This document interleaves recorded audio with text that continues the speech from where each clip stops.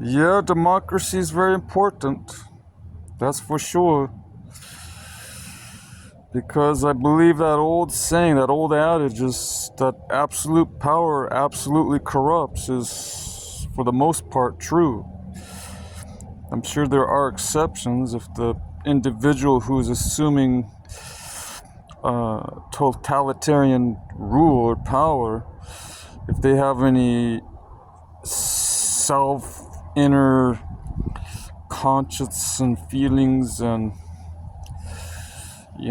instinctual or something that they just were taught and trained to be as a person, if they have any self-restraint and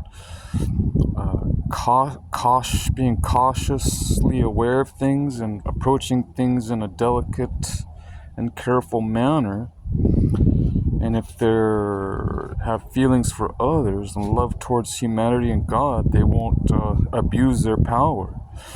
And there have been some monarchical powers that have done just that. They've been on the throne, if you will, or the pulpit, or wherever they're at, where they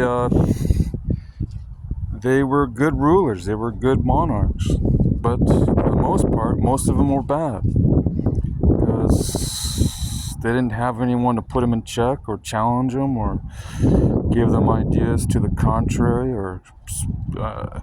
and if they did, they would either shun them or were insulted. Or see, the good ones were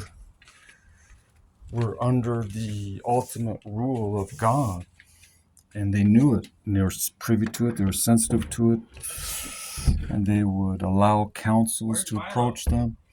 They allowed the religious community, the priesthood of these various religious groups, they would allow them to give their counsel, and they had their magistrates, they had their political advisors, religious advisors, and they would always, seek counsel and advice from others before they made decisions, and that's good. But you had a few but even then, they held the ultimate decision. That's what monarchical powers do. If they don't have any kind of other assemblies, other branches of government that can have power to disagree and and stop the decision, or still the decision, or suspend the decision from the monarch. If you don't have that, I mean, the Magna Carta, all that was designed to limit the power of just one individual, because they made decisions that were oftentimes fatal to the whole nation. Sending everyone to war and being defeated when they don't have when they're limited on resources. We saw that with Mussolini and Adolf Hitler. We saw that with other, the Gaddafis and the Husseins, and we saw that. You got these people that are dictators, and they destroy. And everyone in their whole country has to suffer because of some bad decision that is made that affects everyone. But this definitely was not democratic.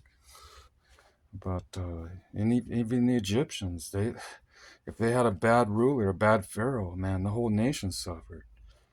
They went out to war. They were conquered by their enemies, and that's why Egypt is no longer a dominant empire. It's primarily just a tourist country. To look at what it was, thousands of years ago, when it was a superpower.